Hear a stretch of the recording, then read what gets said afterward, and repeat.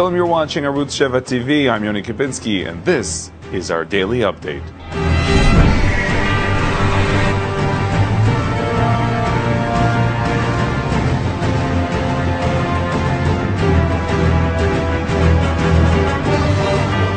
The morning's headlines today were all about the so-called ceasefire, a ceasefire which lasted for several hours only. At 9 a.m. sharp, the government decided to approve the Egyptian proposal, but not long after the sirens returned to blast, the rockets began to fall.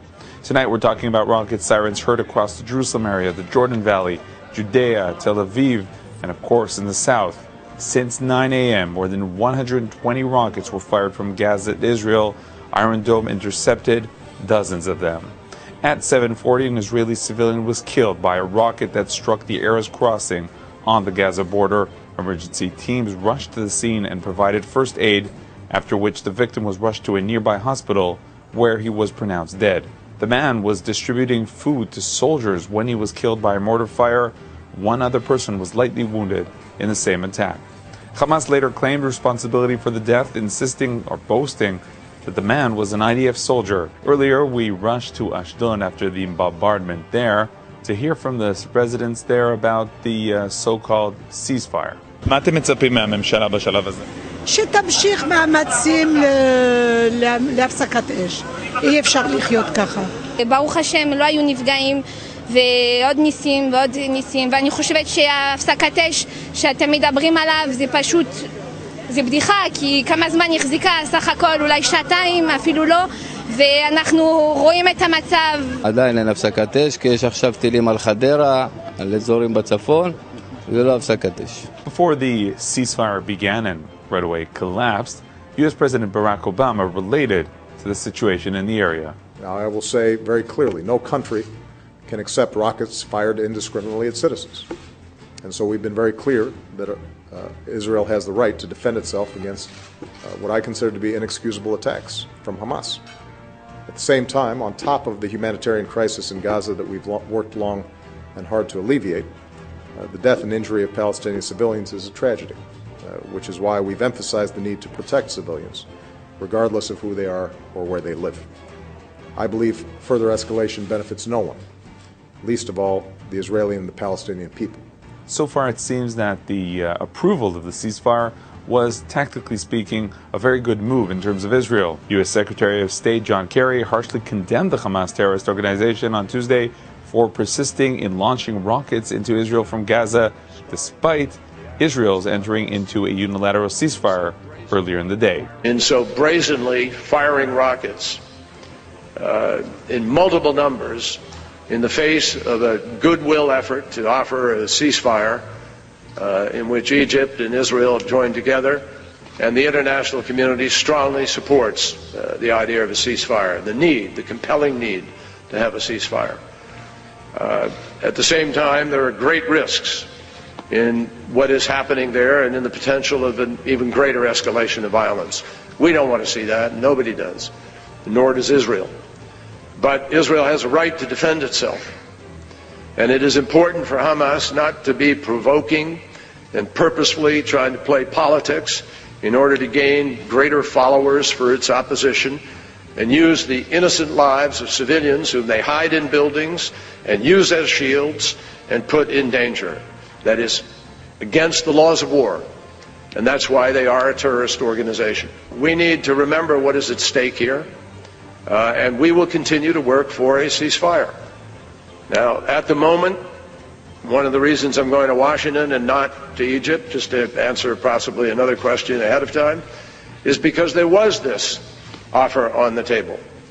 And we believe that it was important to give this offer an opportunity. And I still think perhaps reason could prevail if the political wing can deal with the military wing and Egypt can have some leverage. Let's see what happens. At Ashdod today, we met Foreign Minister Avigdor Lieberman. Avigdor Lieberman was there with the Italian Foreign Minister. He brought her there to see from up close how a bombardment home looks. We understand that we're still in the midst of the battle. They still continue with the launching, and the Hamas is aiming only civilian population. and you can imagine what will happen in every country. Can you imagine rockets on Roma or Napoli? Can somebody imagine rockets on Washington or New York? And I think that we must retaliate as all normal country. Right from Ashdod, Lieberman continued to Jerusalem, where he spoke to the press. And we're sorry about casualties, but I don't know any other military operation without casualties. And I think it's their fault, it's their shame that they're ready to sacrifice innocent people for their terrorist activity. Prime Minister Benjamin Netanyahu addressed the security situation in Israel on Tuesday night, threatening a full-ground invasion in the event that escalation from Gaza continues. If Islamic Jihad and Hamas do not respond to the Egyptian ceasefire, I will tell the IDF to act against them with great force, he said, and this is what we did. The IDF bombed many terror targets in Gaza. The attacks will continue. Hamas chose to continue the conflict, and it will pay the price for it, he continued. Anyone who tries to harm the citizens of Israel will hurt them. For as long as there is no ceasefire, we will respond with fire, Netanyahu added. The Prime Minister vowed to take all necessary measures to protect Israeli civilians. In a dramatic political move today, Prime Minister Netanyahu has fired Deputy Defense Minister MK Dani Danon. Danon, who is a member of the Likud party, Netanyahu's party, has been a consistent and sometimes harsh critic of the Prime Minister's leadership. Sources close to the Prime Minister say Danon's scathing criticism of the government's decision to sign up to a ceasefire agreement with Hamas proved the last straw, at a time when the government of Israel and the IDF find themselves at the height of a military operation against terror organizations and are acting with determination to ensure the security of the citizens of the country. It is unacceptable that the Deputy Defense Minister attacks so sharply the actions of the government that is leading the operation. This is part of the official letter we received from the Prime Minister's office regarding the firing of Deputy Defense Minister Dani Danon. You know, in many cases, we thank God here that the missiles landed in open areas. But what are these open areas?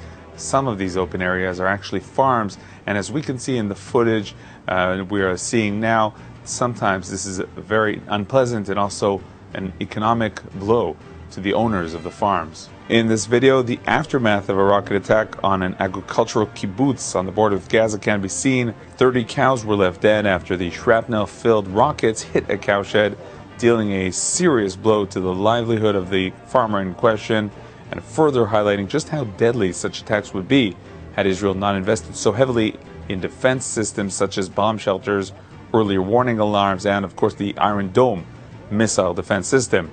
In response to the incident, farmer unions have urged the government to do more to protect the livelihood of ranchers and farmers in the area.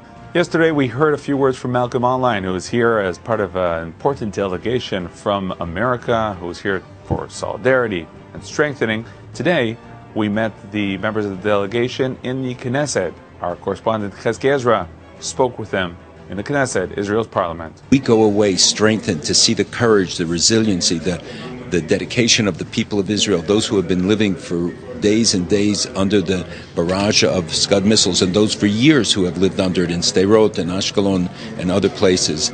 And we have the opportunity to go back and tell the story, having seen firsthand what they are going through, to see their commitment to sustaining life, and that Israel is working to protect its citizens, and while they're fighting an enemy that only wants to kill civilians. We're here to give chizuk, to give strength, encouragement to the people of Israel during these very difficult times. And we are here with about 35 other people from representing other organizations. And we've met with representatives from the government. And maybe even more important, we met with people from Sderot to Ashkelon, some of the affected cities. We spent time with them last night. We were in the bunkers last night. And we're here really to show our support. Okay, that's all for today. We'll be back with more news tomorrow for another daily update. Until then, from all of us here at Arutz Sheva, IsraelNationalNews.com, thank you very much for joining us. Good night.